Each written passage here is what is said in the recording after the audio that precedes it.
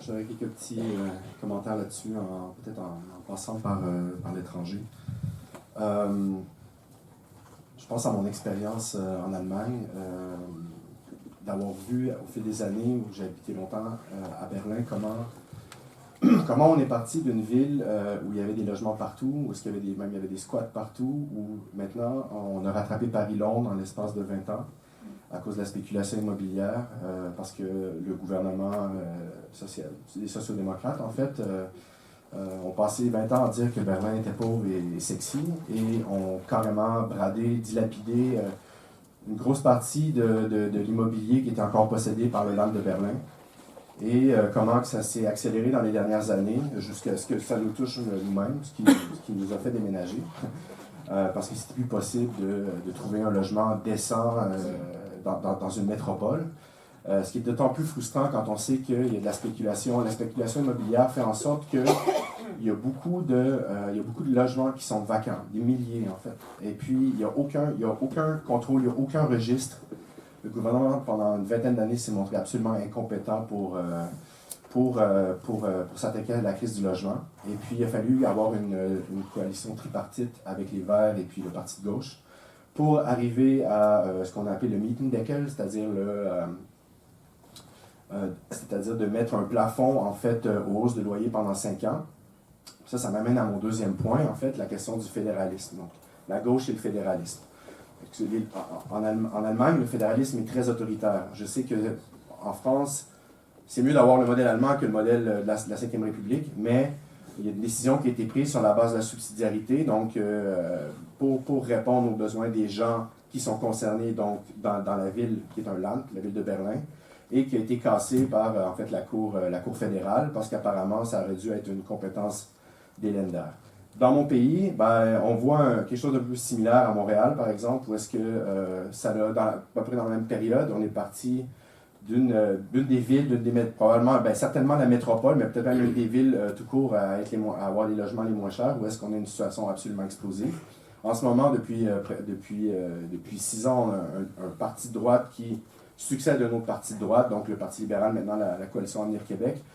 Et on a parce que c'est une compétence qu'on a, le logement, donc c'est une compétence provinciale. En fait, on a beaucoup de leviers, mais là, on a l'inverse. On a la droite qui n'est pas capable de gérer cette question-là. La ministre du Logement est une courtière immobilière. Donc, François Legault, il s'est dit, OK, toi tu t'y connais en appartement, c'est bon. Allez hop, ministre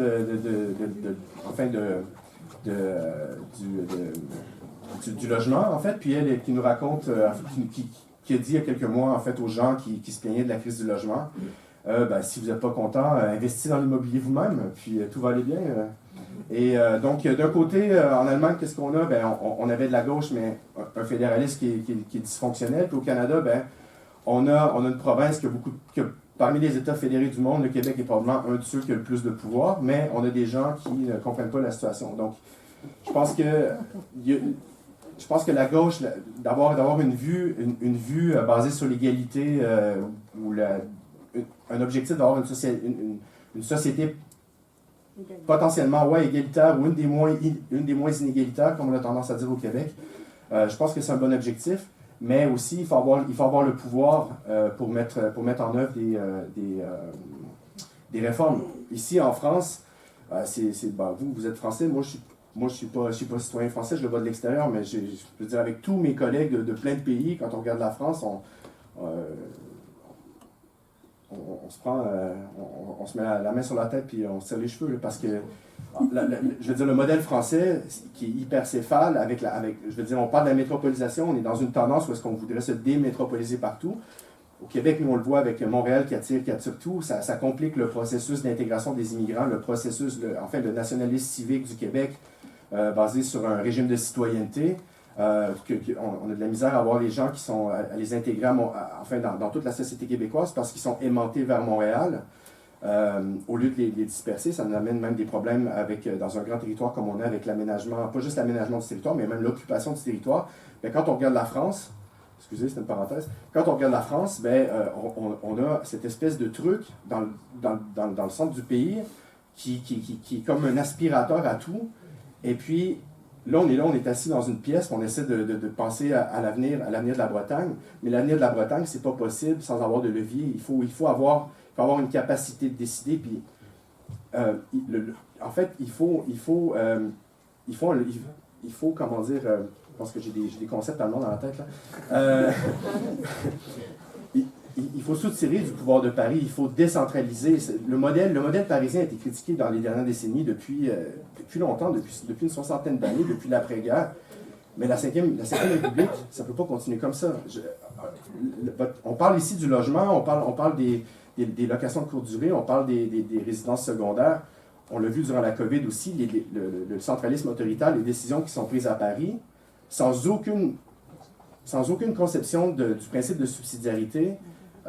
On peut se rencontrer ici toutes les semaines puis parler de la même chose, mais il va falloir marteler que la Bretagne, aussi pour des raisons historiques, comme d'autres régions où il y a des minorités, je dis minorités, donc des minorités nationales même, si j'ose dire, ben, il va falloir aller chercher plus de pouvoir, il va falloir revendiquer de plus en plus de pouvoir, puis sans avoir le financement qui vient avec,